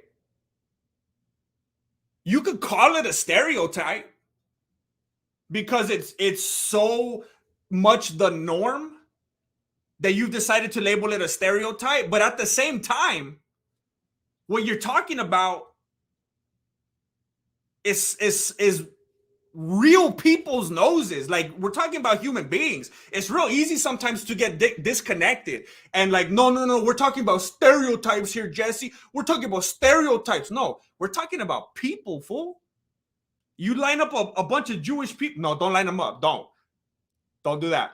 But let's say we're talking about a bunch of Jewish people and they have what we would call Jewish noses. Are you going to go and call it a stereotype? Because you know what I'm going to call it? I'm going to call it noses of human beings. It's real easy for someone to label something a stereotype and then every time they see it, be offended by it. What you're doing is being offended at human beings' noses. And then you're going to pretend that that's not reality. Go ahead and take 50 Jewish people and look at their noses, and then take 50 fools from Africa and look at their noses. You try to tell me they look the same so we could send you to a mental hospital. Try to tell me they look the same. You're being ridiculous. Forget calling it a stereotype. I mean, it's based on a stereotype. No, it's based on the fact that if you take 50 Jewish people and look at their noses and take 50 people straight out of Africa and look at their noses, they're not going to look the same. You don't even need to know the word stereotype for that to make sense. Forget about stereotypes. You're trying to make it like a whole political type of dialogue. It doesn't matter.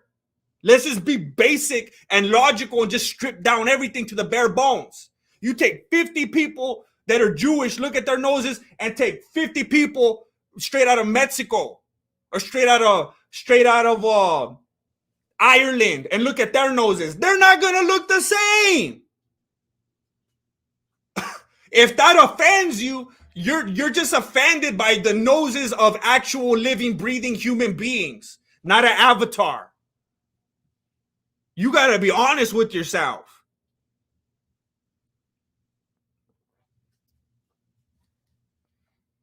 You are literally normalizing racist caricatures.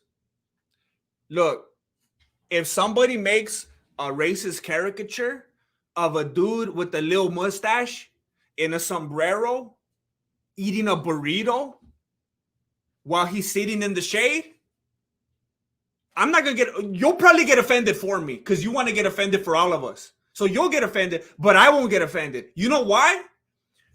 Because Mexicans like to wear sombreros. And Mexicans tend to have the little mustaches. Or you know, stereotypes are created because they happened enough and consistently enough to become a stereotype, right? You know, that's why how they even exist, because they were so normalized, they were so normal, they were such a part of every day after every day after day after day after day that it became a stereotype. You do know that, right? It came from that. And if I see the Mexican eating the burrito, I'm gonna be like, oh yeah, we eat all the burritos. And I see the dude sitting in the shade with his little siesta. Oh yeah, because a whole bunch of us work in the fields. That's why we came here. And we do physical labor, and we take a rest in the shade with our little cooler and our burritos. That's what happens. So I know you'll get offended for me, but I'm not going to get offended. I know you're offended for all the Asians and all the Jews and all the Mexicans and all the Italians, but they're not offended. They're not offended. You're coming out here taking on all the sin of the world like Kreischer or something like that. Like you're taking on all the offense for everyone. You're just over here like bearing all the offensiveness for everybody so that we don't have to be offended. That termite bore all of our offenses. That's a horrible way to live, homie.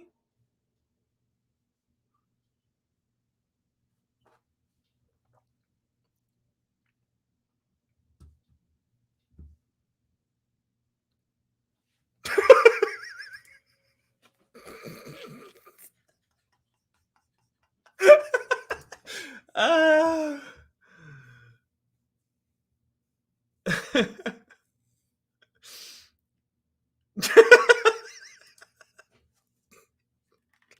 Oh my gosh.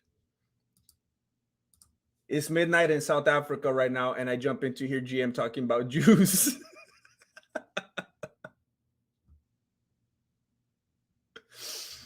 Oh my gosh.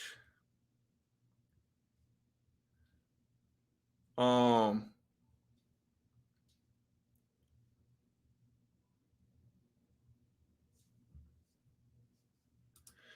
I think you're joking. I'm offended. I'm Jew, and I don't loom like that. Jews have been persecuted and discriminated on the internet. Well, yeah, I'm not. I don't wear a sombrero, and I actually hate burritos. I don't like burritos, and I don't. And I used to work in the fields for several summers, but I don't at the moment. However, I understand caricatures because I'm aware of culture. As long as you have a general awareness of culture and your people groups and your history, you don't have to get offended because you can be like, oh, I see where they'd get that from. Oh, it makes sense that they would say that. I think people that get offended at that are just like Dustin Poirier type of people, the kind of people that gotta hop off the Jeep and smack somebody, the kind of people that have a real short fuse with real thin skin.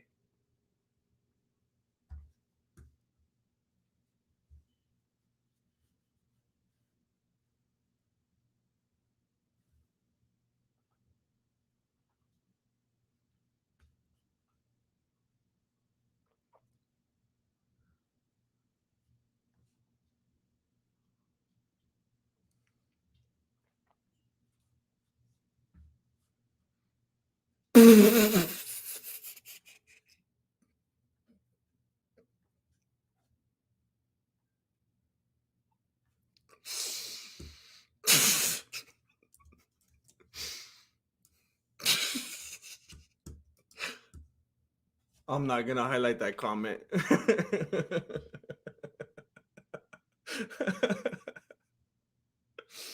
um,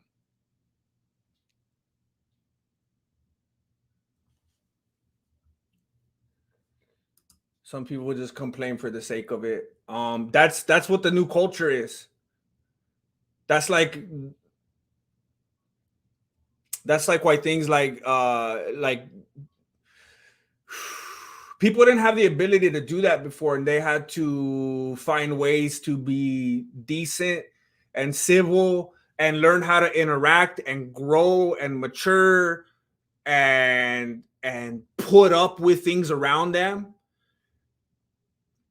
But things like Twitter and social media in general enabled people. The crybaby culture, the everybody makes the team culture, everybody gets a participation ribbon culture.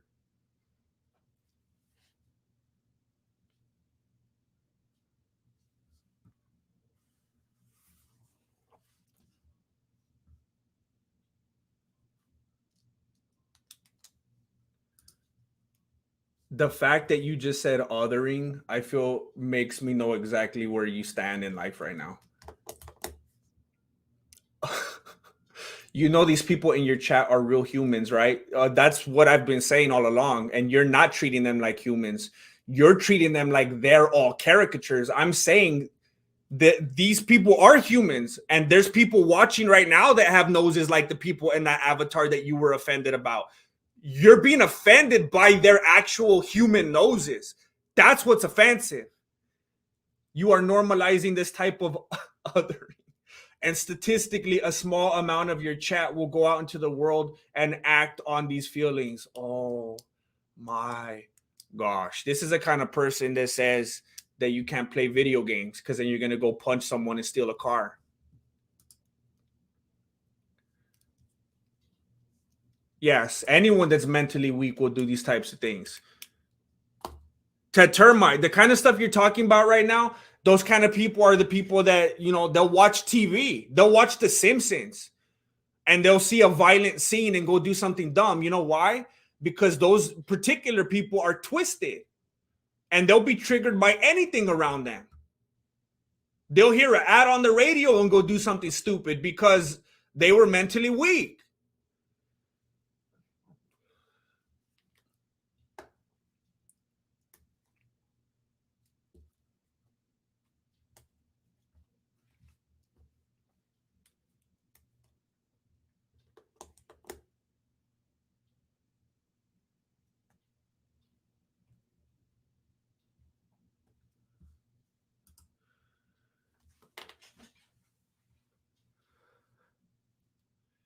So when they paint black people with watermelons and huge lips, is that accurate?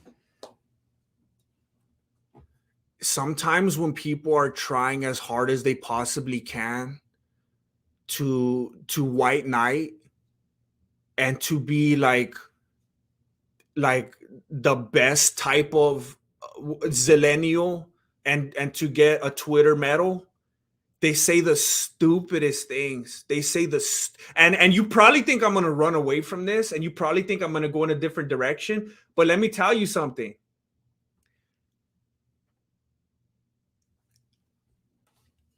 I've seen movies, I've seen podcasts, I've seen homies in real life.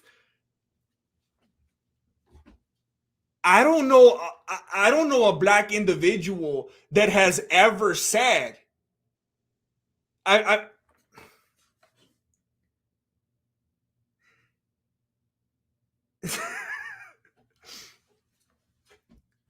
I can't even you thinking it's offensive for someone to draw a black fool with a watermelon is so stupid on the level of me just talking about a Mexican with a burrito or a taco.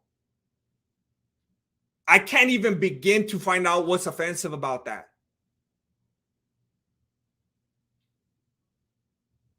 I can't even try to figure out what's offensive about that. Do I think it's accurate to paint a black dude with a watermelon and huge lips? Can you find me a black dude with small lips?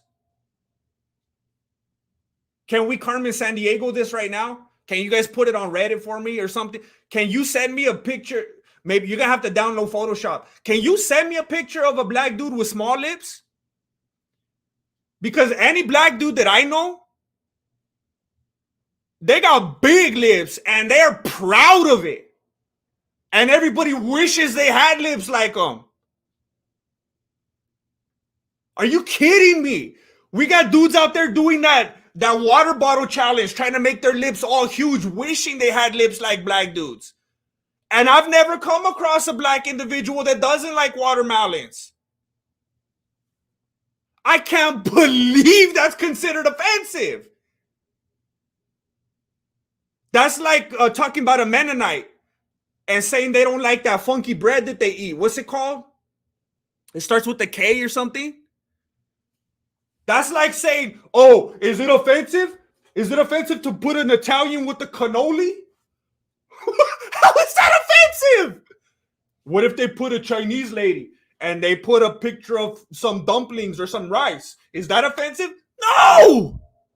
No, it's not offensive. No, it's not offensive to draw a black fool with watermelon and big lips because I've yet to find one that doesn't like watermelon. And for good reason. Watermelons are delicious. And they got gigantic lips. And they're proud of it. That's why they're always going like that. Look at LL Cool J. They love it. And other people love it. You're really trying to bait me into thinking that it's bad to say that a black dude has big lips? Are you kidding me? There's ladies going into the doctor's office right now trying to get those injections so that they could get lips like that. And you think I'm gonna feel bad about saying that? You're in the wrong place at the wrong time. You need to go find a Twitter group. You need to go make a hashtag. You're in the wrong place, fool. What are you talking about? Oh my gosh. Some foolishness in here.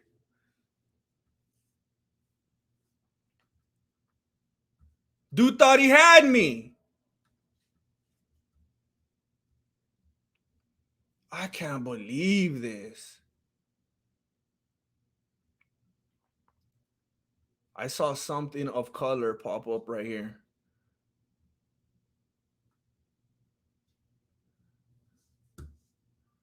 Fapatuski. Love you, bro. I know you.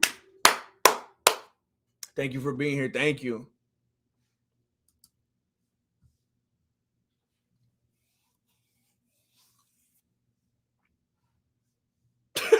I just jumped on and heard the most sensible thing I've heard in weeks. I appreciate that.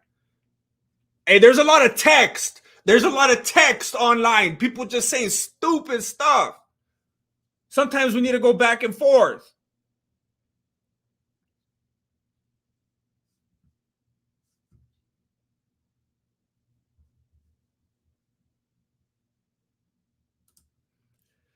I'm gonna tell you, when I was in elementary school, one of my best friends, and I don't even remember why this happened, he revealed to me that he thought I was black.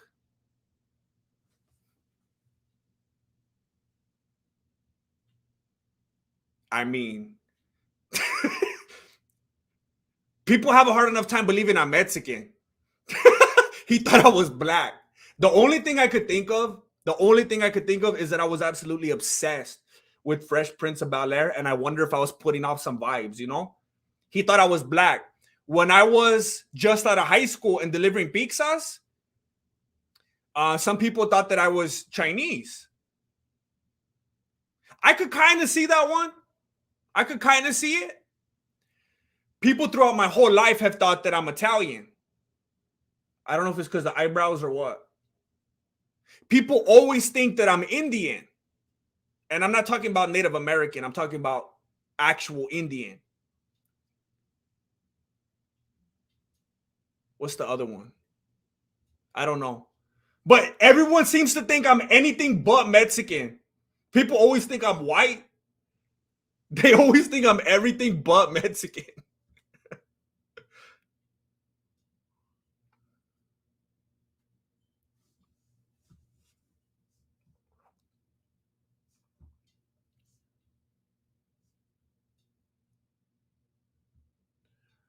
Um, Hitler used the caricature to exterminate Jews. I'm Jewish and it feels threatening. That's not a good argument. What Hitler did was terrible. Stupid, terrible. But anybody could use anything for good or for evil. This computer that's in front of me right now, I could use it for good. I could use it for evil. Money, you could use it for good. You could use it to feed homeless. You could use it to feed widows and orphans, or you could use it for evil.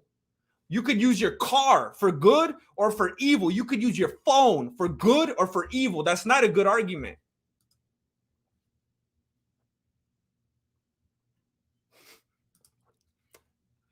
I found this one burrito at Chipotle that I actually like a lot. It's like the white man's burrito.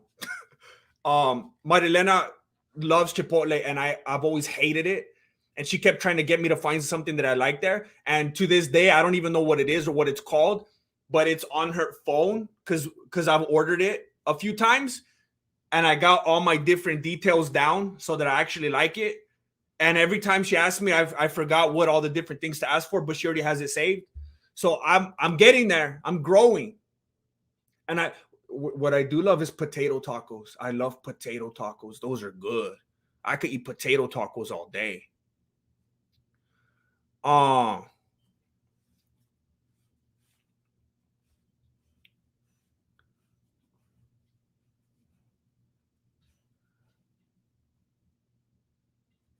I appreciate that, Fuli Kuli. I might do that. But read the banner here. I'm gonna put them on the membership tab afterwards because they're gonna kill my watch time. Um,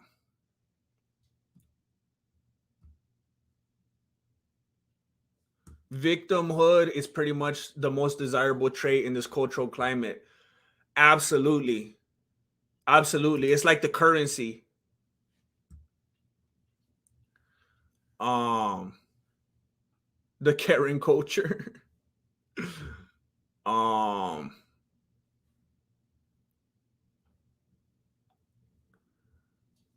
Hold up, I'm scrolling down. I think I'm way behind. Oh, dang, I'm like 10 minutes behind in the chat. Cookie check. Anyway, will Prochaska take that belt back easily? I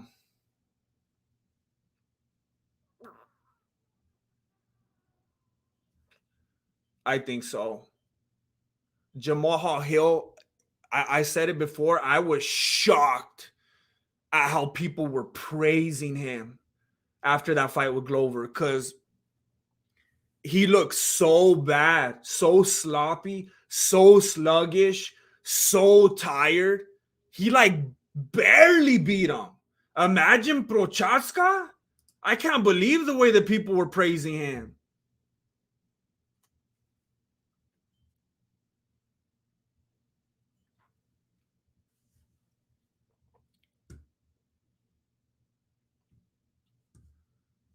I completely agree, Ted Termite. And you're trying to put yourself in this position of authority and acting as if you're responsible for the actions of others. And as if you need to intervene and not let people live their own lives and be offended for themselves. It's very weird and controlling.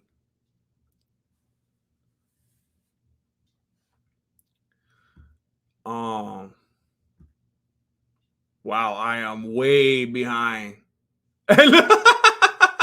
Hey, forgive me, Alana, for putting you on the spot right here. But she says she loves watermelons. All right? She says she loves them. Forgive me. I'm not trying to highlight you or nothing like that. I love watermelons myself. I can't speak on this because I'm Mexican. But I'm saying what a stupid thing to try to act like is racist. That's like trying to act like fried chicken is racist. But then you got the love that chicken from Popeyes, and then you got them in the commercials and everything. They're not ashamed of it. They're not afraid of it. You got the fried chicken, you got the watermelon. For the black dude, you got the tacos, you got the burritos and quesadillas and stuff like that. For the Mexican, you got the calzones and the and for the Italians. Everybody's got their own thing. What's the point of hating on that? There's these things that differentiate everybody. They got their own cultures and their own backgrounds. What's the problem with that?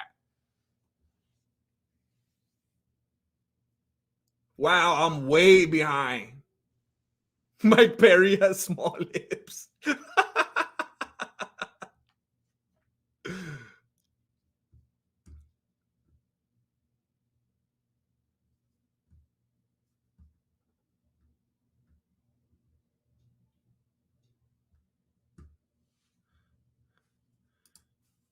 No, no. Even if I had no black friends at all, I would say the same thing. You're being ridiculous. You're being absolutely ridiculous.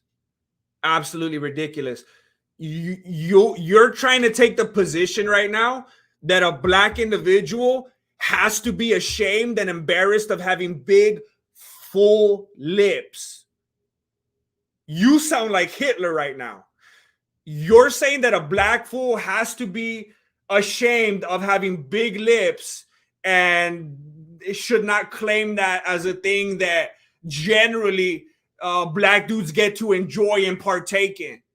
You're saying that they should cower away from that fact and they should not claim to love watermelons because you have decided that that's a stereotype that belittles them and sets them aside in a negative way. You are deciding that you should choose what they like to eat and if a part of their body is beautiful or not. That's disgusting.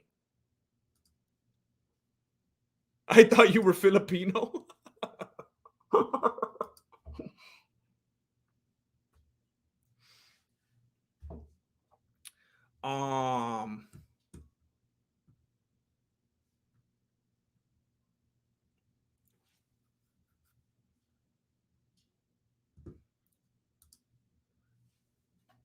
Thank you, Ted Termite. We finally agree on something. We finally agree on something. I hope, I sincerely hope that you will stop being racist and that you will stop trying to tell people what they should look like and what they should like to eat. I sincerely hope that for you.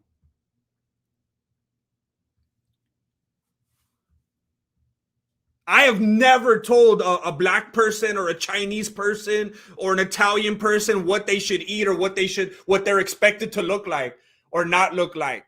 And if I see a photo that represents one, I have the awareness enough to be like, I could see that and not get offended and break down by it. And I trust each person to be able to speak for themselves on it. And we've already had people from different descents in the chat come forth and speak for themselves. Kim North, who wins in an MMA fight? Putin versus Biden.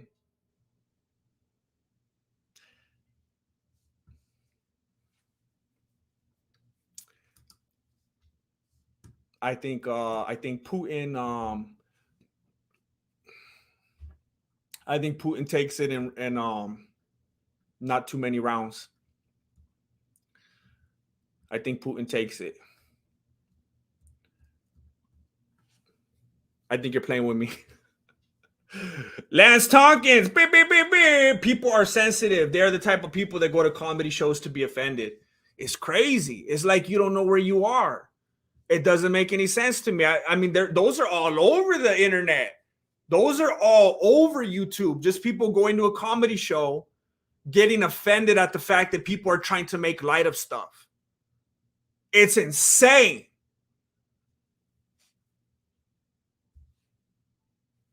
Man.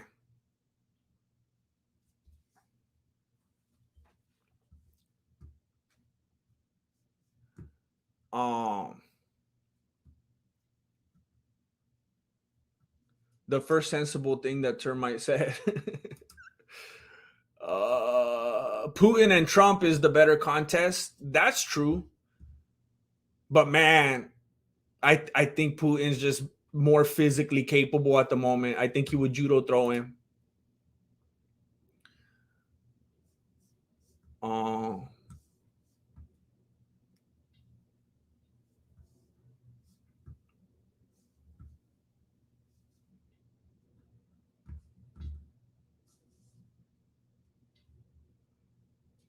Putin's a little killer.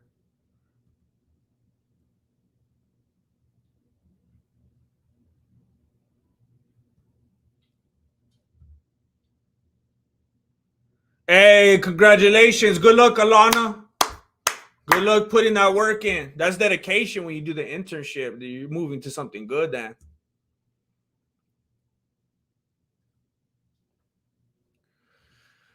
I think Putin's a wrestler too. He comes from some martial arts background. Sambo? I'm about to fry a pork chop and put it on a sandwich like the fat chunk I am. Hey, that sounds good. I wish I had one. Pray for me, GM. That sounds good right now. My stomach's growling. I should have ate before this. Sambo. John Jones versus Gain. I'm making a prediction video, so I can't talk about it yet. Stay tuned. All right. Oh, my stomach is growling. I'm gonna end this stream right now. I'm gonna send it to the membership tab because I don't want to kill my watch time. I want to thank you all for being here. I gotta go and I'm gonna draw up some racist caricatures so I can post on the Reddit. I'm gonna make some I'm gonna post them on the Reddit if you want to scope them out later. I'm gonna try to make one for every single culture. But I want to thank you for being here. And I hope you stay safe out there. I don't know if you're subscribed to Below the Beanie, but there's a new upload up there right now. I plan on doing one every day. So if you like that kind of content in that format, go scope it out over there.